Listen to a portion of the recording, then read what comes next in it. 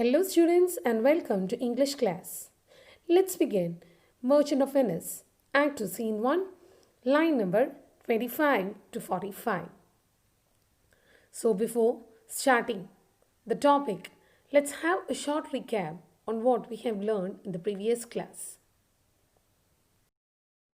We have learned that the scene begins at the Portia's house at Belmont. And when the scene begins, we find the entry of Prince Morocco to the Portia's house. Prince Morocco asks Portia not to describe him because of his dark complexion. He further tells her that his complexion is because of his exposure to the sun, to whom he is a neighbor and a close relative. He further asks her to bring any fairest man who is born in North in order to taste whose blood is reddish. He glorifies himself, saying that his appearance had frightened many courageous men. He also says that the noblest maidens of his land have loved it. Now, reply given by Portia. Portia said that she was not entirely moved by external appearance alone, which usually attracts a young lady. She expressed her helplessness by saying that the lottery of casket decided by her father prevents her from choosing a man she likes. Portia also said that she can only win a man who chooses a right lottery. If it has not been so, even he would have a fair chance as any other suitor she had seen so far. So the problem of Portia is that she cannot decide who should be her husband. Her husband is decided by the lottery of caskets as devised by her father. So she is telling that if it had not been so, even she would have preferred Morocco to be her husband. So hearing the reply of Portia, let's see what Prince Morocco said. Even for that, I thank you. Thank you for your respect to me. Thank you for saying your words of respect to me. Therefore, I pray you. Therefore, I pray you. Pray you means I request you. Lead me to the casket. Please lead me. Lead me means please take me to the casket. To try my fortune. Let me try my fortune. So what is Portia telling? Actually, I like you, but problem is that I cannot choose you as per my likes and dislikes. Everything is decided by the lottery of casket. Hearing this, Morocco was much delighted. So Morocco is telling, Prince Morocco is telling, please take me to the casket. Let me try my luck. So, it's continuing. By the scimitar that slew the Sophie and a Persian prince that won 3 fields of Sultan Solomon, I would outstare the sternest eye that look, outbrave the heart most daring on the earth, pluck the young suckling cubs from the she-bear. Yea, mock the lion when he rose for the prey, to win thee, lady. So he's telling, by this scimitar, meaning the type of knife which he is using, sword he is using, short, curved sword. So he is raising a sword in hand, which is a short, a curved sword, and he is telling in the name of the scimitar that slew means that had slain or killed. Slew means slain, S-L-A-I-N. We usually slain people using sword. The Sophie and a Persian prince. Sophie is the emperor of Persia. And a Persian prince. Also he had slain a Persian prince.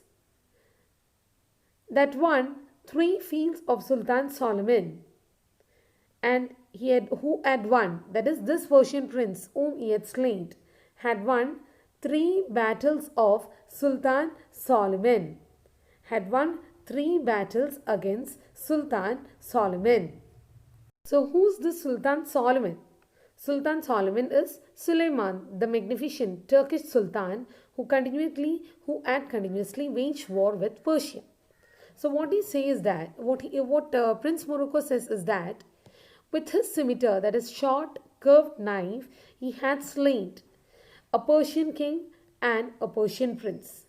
And this Persian king and prince were actually great warriors because they had won 3 battles against the great, magnificent king of Turkey, that is Sultan Solomon, who usually used to wage war with Persia. So these prince whom he had killed, the Persian prince and the Persian king whom he had killed, are really great people.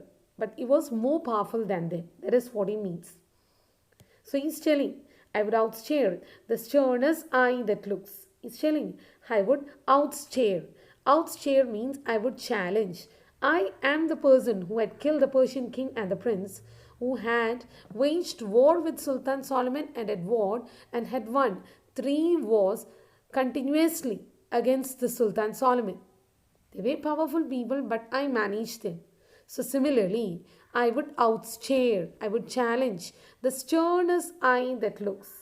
I am very powerful and I can outstare, challenge even the boldest man. Outbrave the heart most daring on the earth. Even I will challenge with the most brave or the daring person on this earth. Such a powerful man I am. So again, he's showing how powerful he is, or what are the challenging things or the brave deeds that he would do on this earth.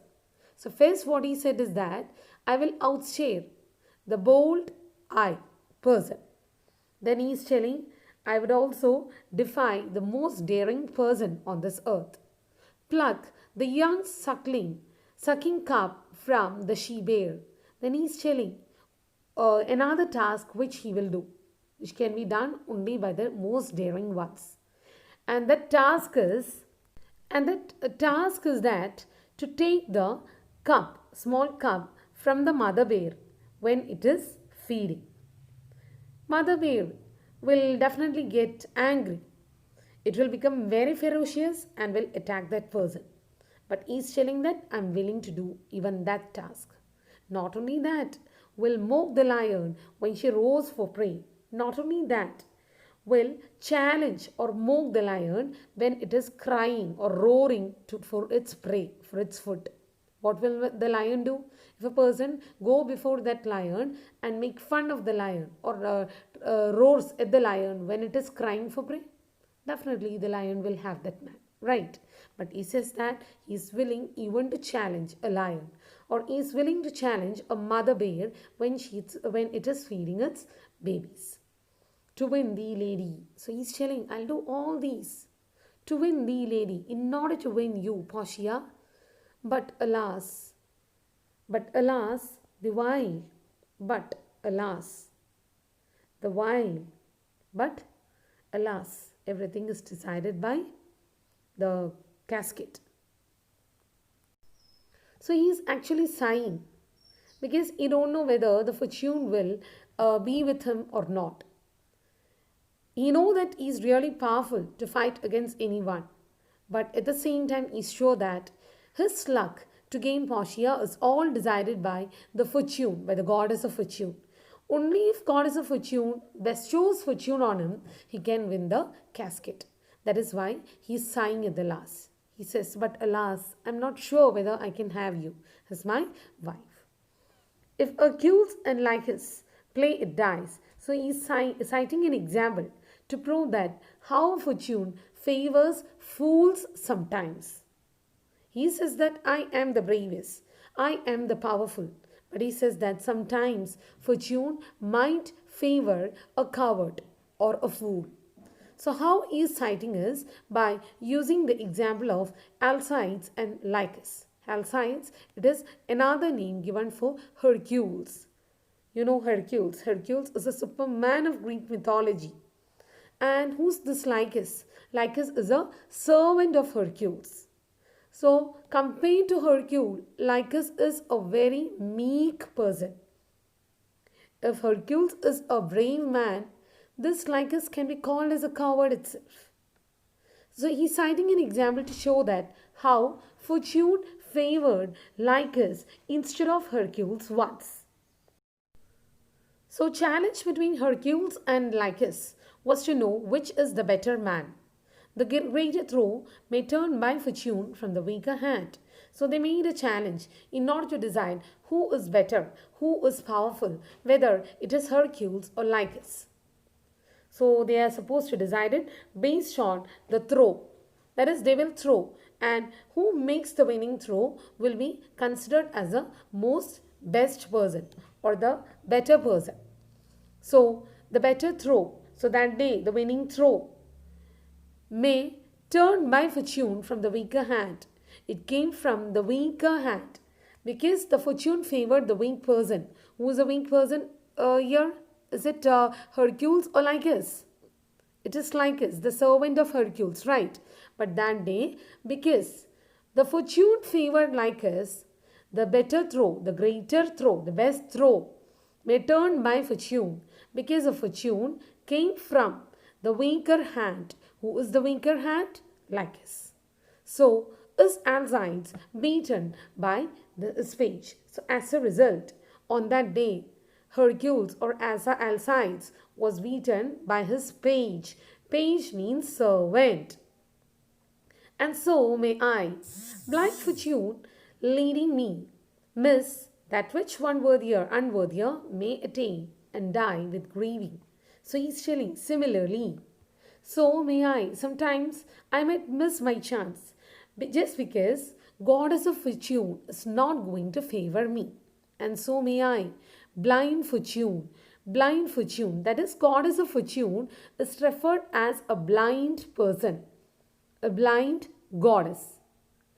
What is meant here is that fortune is bestowed on different people based on unaccountable variation. That is, there is no particular reason as to why fortune favors that person. Maybe sometimes fortune will not favor a brave person. It will be favored on a coward. Or maybe an intelligent person will not be favored with fortune. It might be given to a Moro. So here fortune, how great you are or how brave you are. If goddess of fortune is going to decide, it will not be the right thing. Sometimes even the coward will be considered as brave because of the role played by goddess fortune. So as a result, who was considered as bravest on that day? Because fortune made, which is better man, the greater throw may turn by fortune from the weaker hand. That day, the greater throw came from which hand? The strongest or the weaker hand? From the weaker hand. Weaker hand is Lycus. So, as a result, Alcides was beaten by his page. Clear? And so may I, blind fortune leading me, miss that which is unworthier may attain. So he is telling, if it is goddess of fortune who is going to lead me, sometimes miss, that is Portia, leading me, miss that which one unworthier may attain. I might miss you, and you will be attained by someone who is unworthier than me and die with grieving. And then I will die in full grief for not getting you as my wife. So now let's see what Portia says. You must take your chance and either not attempt to choose at all or swear before you choose, if you should choose wrong, never to speak to lady afterward in way of marriage. Therefore, be advised. So Portia is telling, of course, let me tell you the conditions related to choosing the casket. You must take your chance. That is, if you are prepared to try this casket, you must take your chance. Be prepared to take your chance after dinner. You can try your luck on the casket soon after having your dinner. And either not attempt to choose at all. Either you should be prepared to try your luck, or else I advise you better not try on this casket at all. Or swear before you choose. Because if you are planning to choose one of the right casket, you have to swear, you have to promise me before you start choosing. What she says is that now before you there are two options. Either you can start choosing the casket soon after the dinner, or else you can go without choosing. But if you are going to choose, you have to swear, you have to make few promises before you choose. If you choose wrong and after choosing, if the casket chosen is a wrong one, the promises that you have to make is never to speak to lady afterward. You should not speak to any other lady in life. in way of marriage, you should not marry anyone. That is, you should not speak to lady in order to marry her or so. You should not marry anyone if you are going to choose a wrong casket. Therefore, be advised. Therefore, with much great care, it's better you choose the casket. Otherwise, the condition is that you cannot choose, you cannot marry anyone else in life. So, hearing this Morocco, nor will not, come, bring me unto my chance. So, Morocco is telling, nor will not. No, I will never ask anyone else to marry me if I don't get you as my wife. Come, bring me unto my chance. Please bring the casket before me. Let me choose it. So, hearing this, Portia fetched forward to temple after dinner. So, Portia is telling, first, let's go to the temple. That is, temple means the private chapel where the oath need to be taken. What is the promise he need to make at the chapel? That is, if he is going to choose a wrong casket, he will not marry any other girl in his life. So she is telling, first let's go to the chapel. Over there you can take the oath. And after dinner, after that dinner.